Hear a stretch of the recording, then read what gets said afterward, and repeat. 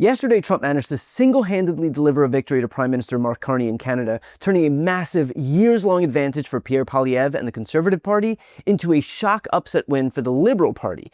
Well, turns out things got even worse, because not only did Trump ruin Poilievre's chances at becoming Prime Minister, snatching defeat from the jaws of victory, but he just ended Poilievre's political career, at least for the moment. Poilievre lost his own seat in Canada's Parliament to his Liberal opponent, Bruce Fanjoy.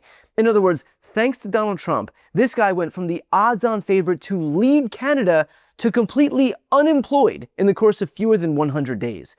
And let's be clear, Poilievre knew full well the liability that Donald Trump posed. That's why, on the day of the election, he tried to stem some of the bleeding, taking to Twitter and writing, "President Trump, stay out of our election. The only people who will decide the future of Canada are Canadians at the ballot box. Canada will always be proud, sovereign, and independent, and we will never be the 51st state. Today, Canadians can vote for change so we can strengthen our country, stand up on our own 2 feet, and stand up to America from a position of strength."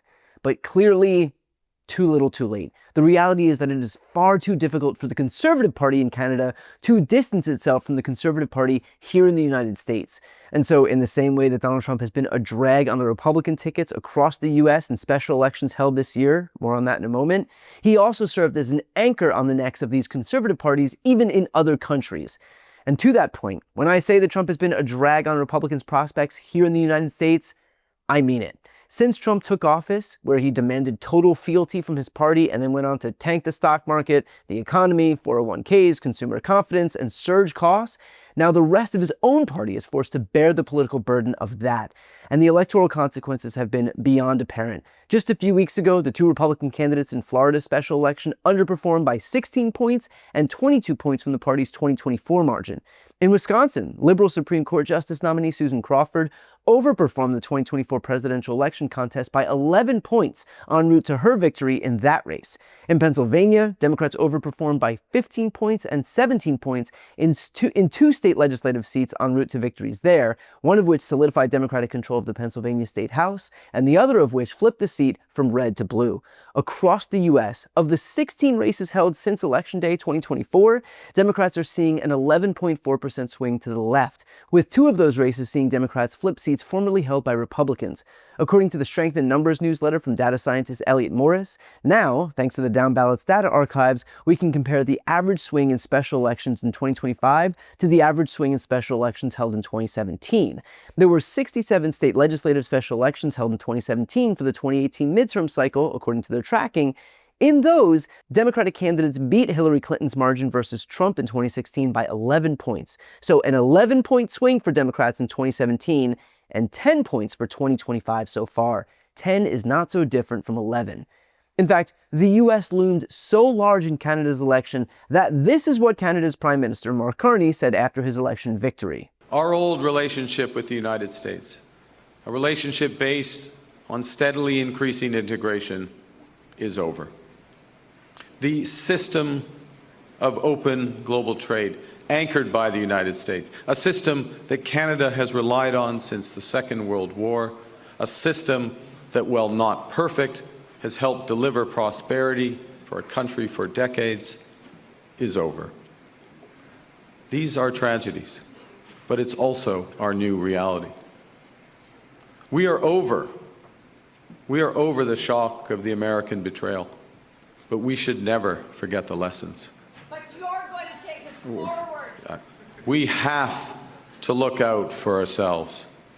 And above all, we have to take care of each other.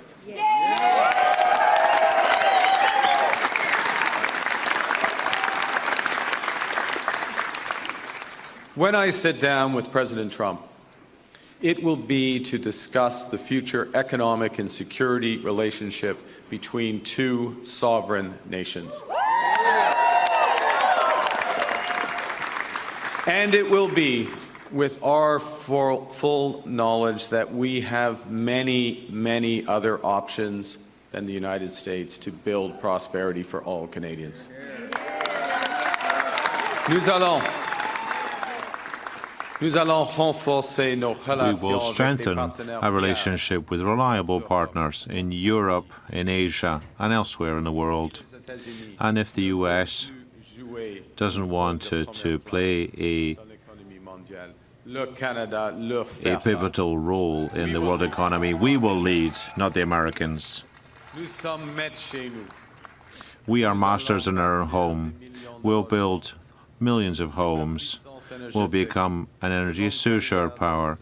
We'll provide good specialized jobs and careers, and we'll create one single Canadian economy, not 13. Because this is Canada, and we decide what happens here. So I hope it was worth it for Donald Trump to come into office threatening to annex our sovereign neighbor and one of our closest trading partners and friends. I hope it was worth it to impose tariffs that would crater our own economy by launching us into a trade war that we couldn't win. And I hope it was worth it to turn a runaway victory for his own ideologically aligned counterparts into a massive upset for his decidedly less ideologically aligned counterparts in Canada.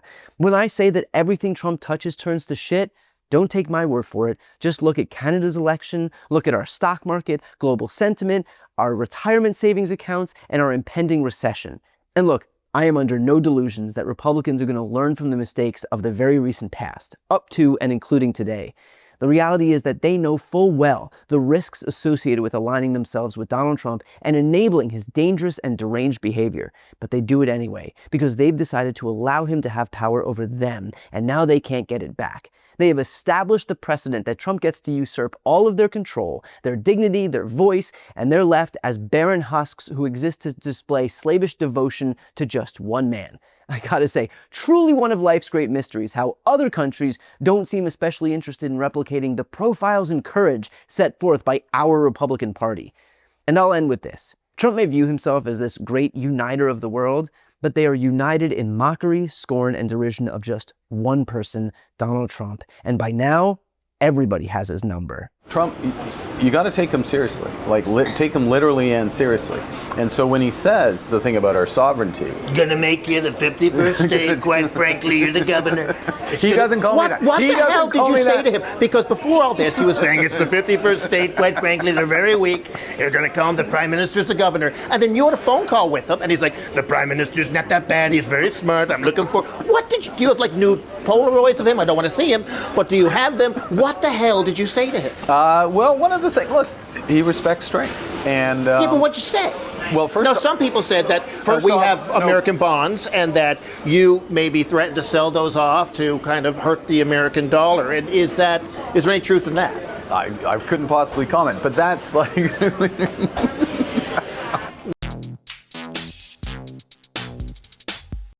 Before you go, if you enjoyed this content and you want to see more and support independent media, please subscribe to this channel. The subscribe button will be right here on the screen. But second, the reality is that we are now in a political environment where this administration can lean on any of the social media platforms to suppress certain voices if they don't like critical coverage. That means my longevity here is in the hands of a few tech billionaires who are already making it clear that they are willing to cater to this administration. To that end, signing up for my newsletter is a way for me to reach you directly if that ever becomes necessary. I'll put the link right here on the screen as well, so please sign up. It's free, but there's also an option to do a paid subscription if you'd like to support me and my team. I really appreciate it. Thanks so much for watching.